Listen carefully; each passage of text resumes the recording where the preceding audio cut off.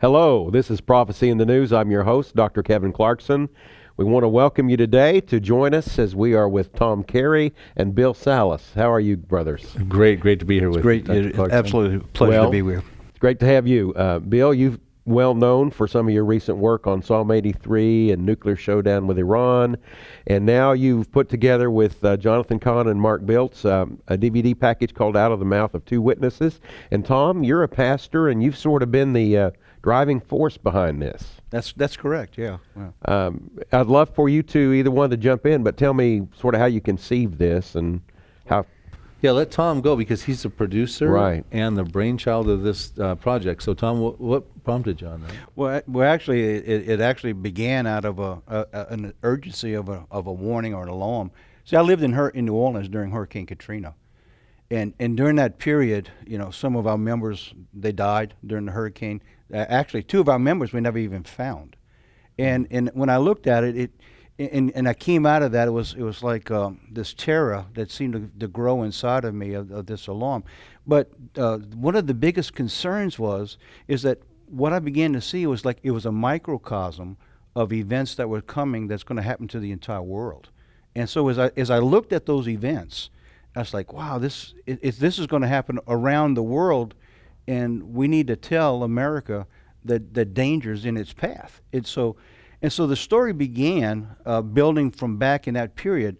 I began to see the financial alarms growing from 2007 and in 2008, and actually began speaking to around the country to try to warn America that you can see the fruits of our rewards coming, and this nation is beginning to fall. You're thinking about our sloppy financial work as debt and those kind of things, and then the natural disaster and just a sense in the air. Exactly. That all of this was converging. Yeah, because God said he's not going to do anything unless he tells us first. And these were beginning to see the warnings that were on the horizon that say that we're getting close. And so then a few years later, we began to hear a lot of prophecies, the Mayan calendar. And so here's what happened, is that during the midst of all these alarms, the Katrina in the background, the microcosm, one of my members comes to me with a book by Mark Biltz. And I said, oh, here we go again. And so I looked at this and I said, for the first time, I'm going to take the effort to disprove this. I said, we're going to put a stop to this. The four blood moons. The four blood moon tetrad. Right.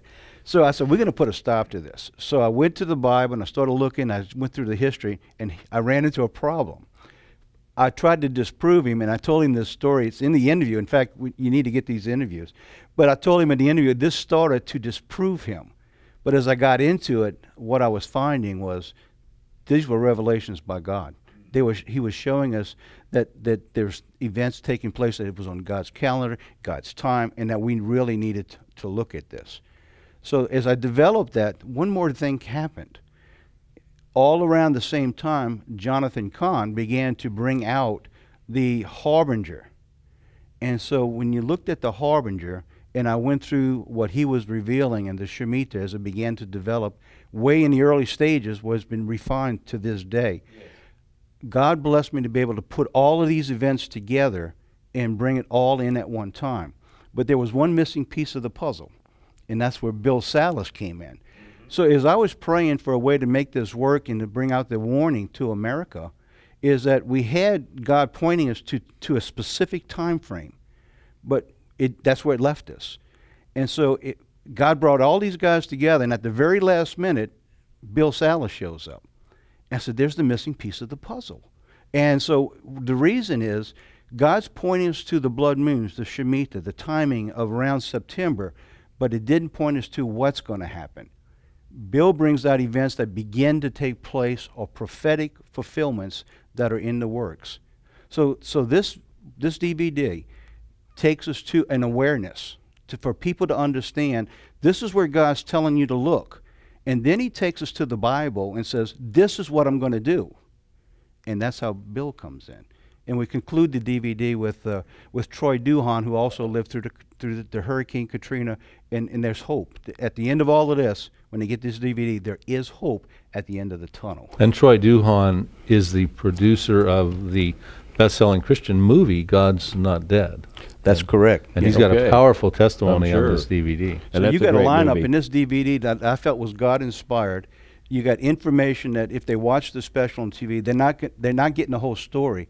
They really need to get behind the scenes for scenes that's never been told, to go through step by step and go through each one of the interviews at length, because I didn't want to take the story and make it mine. Right. I wanted them to tell their story. And you've got, in the DVD, you've got 4 discs in it with interviews one-on-one with Tom Carey and me, and Jonathan Cahn and Tom Carey and Mark Biltz, and then they're uncut, unheard, unseen interviews with new insights from all of us, and then he puts it all into a TV package also. So you've got the nutshell version along with the interviews, Kevin.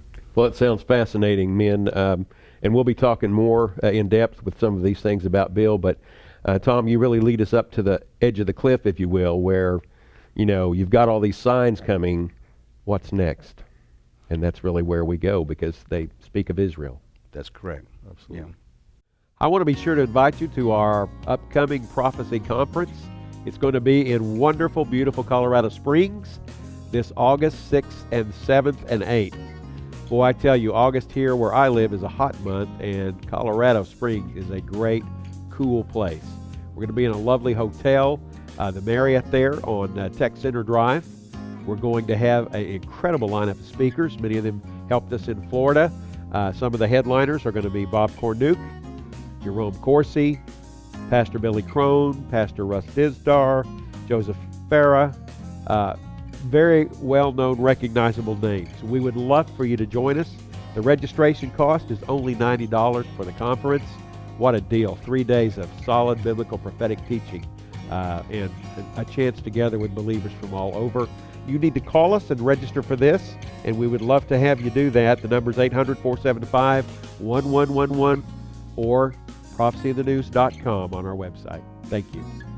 Well, our guest is Bill Salus, and Bill, we've just had a time with your brother Tom Carey, our brother in the Lord, and sharing about your compilation work that is about the end time really events that are approaching Israel and the signs in the heavens. Absolutely, yeah. It was a great spot, a very important DVD for our time. I'm happy to be part of it. Well, we'll be telling folks how they can get that in a few moments, but you're going to be at our conference, our Prophecy Summit in Colorado Springs in August. Tell us what you're going to be sharing. Oh, yeah, I'm really excited about this conference because I've got so many timely messages along with these other speakers about all these events that are converging right now. We are realizing that all the signs are coming together, and there's so much revelation to share with the audience. I've been to all the conferences, and I'm probably the most excited about this one, so I'm looking forward to that. My topics are going to be, just briefly, I'll be speaking in the banquet, which is important for the audience to know. That's not going to be live streamed or on the DVDs. And I'm going to be talking about the 4 final religions after the rapture. There's going to come a time after the rapture where people won't be wondering if there is a God. They're going to be wondering which one they should be serving. Right. They'll have 4 options. I'll be getting into that. I'm also in the side room going to be talking about how do we prepare for these coming prophecies, these imminent prophecies. Some prophecies are about to find their fulfillment right now, Dr. Clarkson, and we're going to talk about which ones they are and what do we do with that information. How do we prepare for that? And then I'm real excited about, in the main room on Saturday night, I'm going to be speaking about the future of Israel, Islam, and America, which is an abbreviated title for there's going to be a greater Israel coming. And that's going to be spelled disaster for Islam, and it could be very problematic for America. So your audience is going to go, what is that all about? And they're going to want to attend that because that's very important information for us here at home. Okay. Well, Bill, your show, or your book, excuse me, on Psalm 83 really kind of roiled the prophetic world. You really had an insight about an old psalm that describes the nations of neighbors of Israel that surround it. And you took a look at it through the eyes of the day we live in, and realize that those surrounding nations are all almost Islamic, and it looks like a coalition, an attack, and so that may be something you published in 2012, but that issue has certainly not gone to bed, has it? Well, it's good to revisit that. I'll tell you what, things are happening so quickly and so much chaos going on in the Middle East. When I wrote Psalm 83 in 2012, there was no ISIS on the scene, for Exactly. instance. And they may actually play a very significant role within Psalm 83. So, let's revisit that if we can. Let's talk about some what I believe are relatively new insights to the psalm that fit in the psalm that are dealing with ISIS, their involvement with Jordan. Jordan's a very concerned country right now with being surrounded by troubles.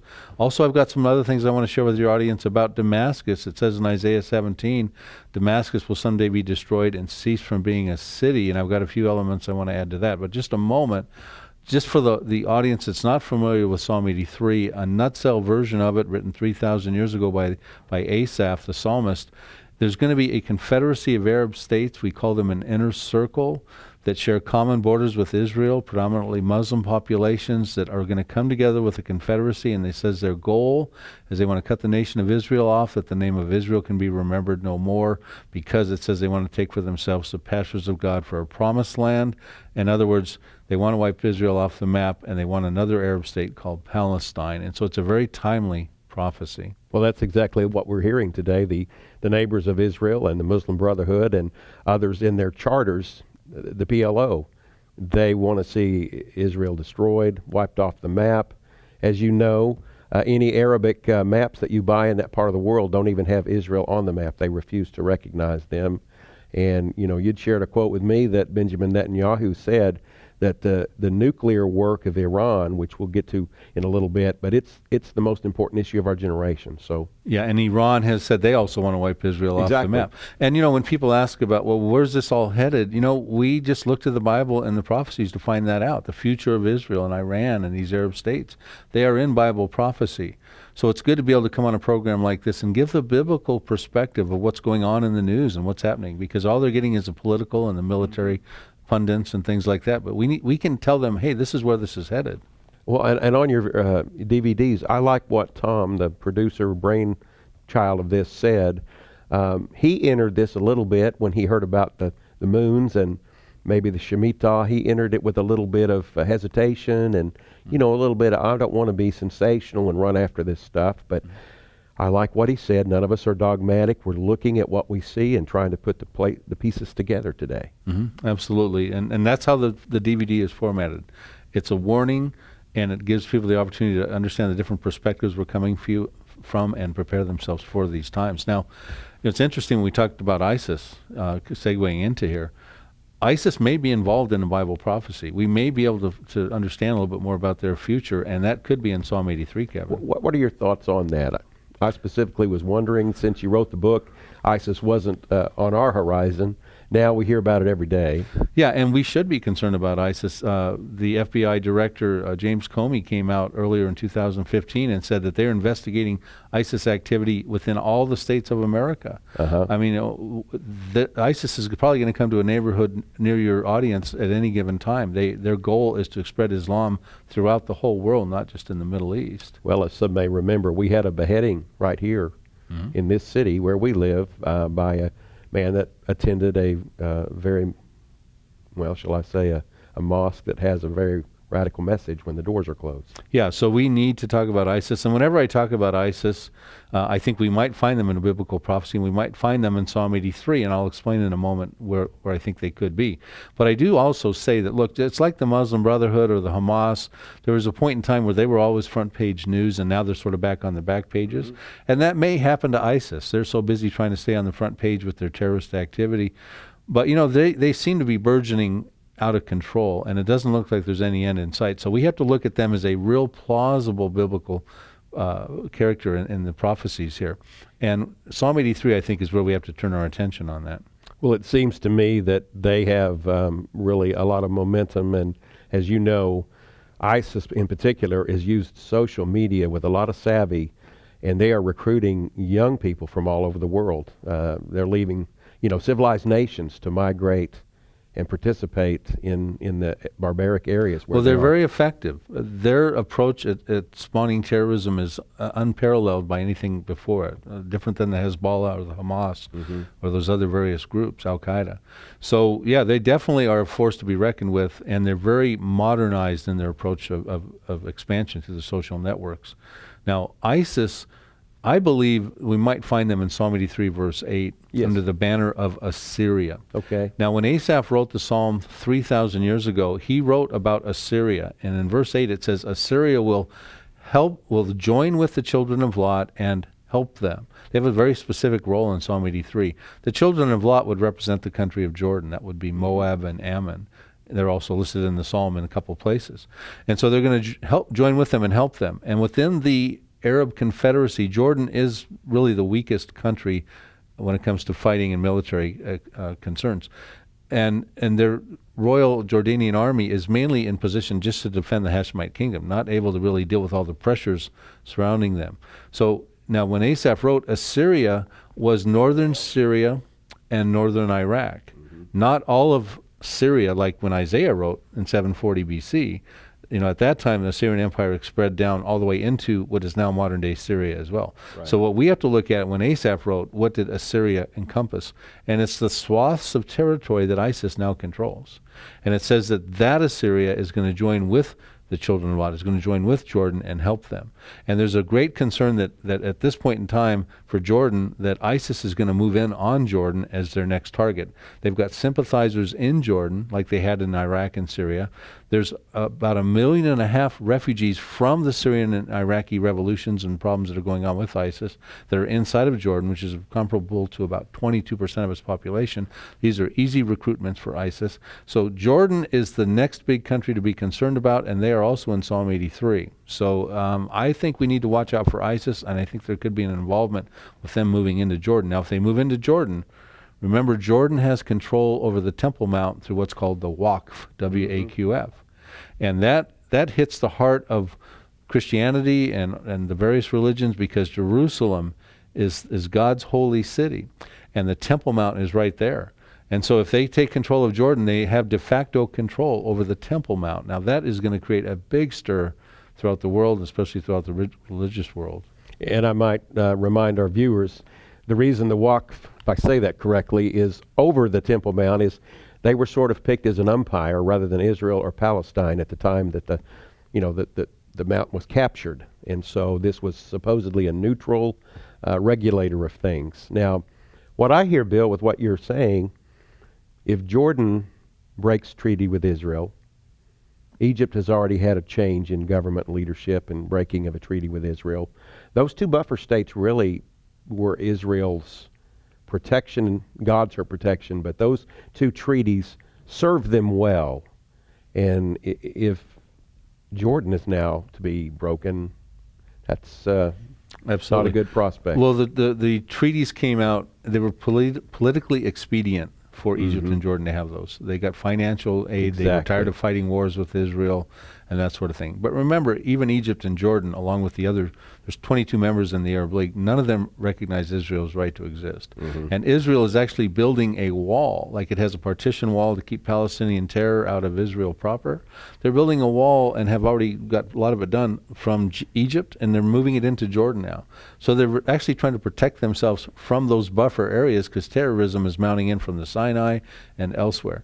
You're right, you used the word a buffer state. Jordan was considered a buffer Arab state for Israel, really. It was sort of the moderate Arab state, moderate Muslim state over there. But, even that now is of concern. Matter of fact, there's another prophecy I'm going to be talking about at the conference, and I'm writing quite a bit about now, and that's in Jeremiah 49, dealing with the fact that God says there's going to bring this terror upon Jordan from all of its neighbors, from everything around it. And that terror, I've studied this closely, Kevin, has never existed as it's described in Jeremiah 49. Never has. Has never happened until now. Because you look at what's happening with ISIS barreling in from the north and the northeast through Iraq and Syria. You look at the deployment of troops from Iran into Iraq and Syria. You look at and that becoming deeper from the east. You look at what's coming in around them from Hezbollah down into the Golan Heights now, getting involved in the Syrian revolution. Israel's preparing for a war. The next war, they're concerned that Hezbollah is going to lob up to 1,500 missiles a day into Israel. That's on Jordan's west. You look down to the Sinai, to the south of Jordan. You've got the Al-Bayat al-Makdi's terrorist group there that have been blowing up gas lines that Jordan needs to get for their gas. So there's not one corner on every front that Jordan is not now experiencing trouble on, so much to the extent that King Abdullah II of Jordan has come over to Washington in February of 2014, February of 2015, and December of 2014 to enlist the help of the Obama administration for all the strategic concerns over there. One, ISIS, and two, the Palestinian-Israeli peace talks. He wants those back on the table because well over 50% of Jordan's population is Palestinians. And they want either increased civil liberties or they want a state of their own. So King Abdullah II of Jordan is a fish out of the water in the Middle East right now, and he is justifiably concerned about the longevity of his tenure in office, and maybe his life at this point.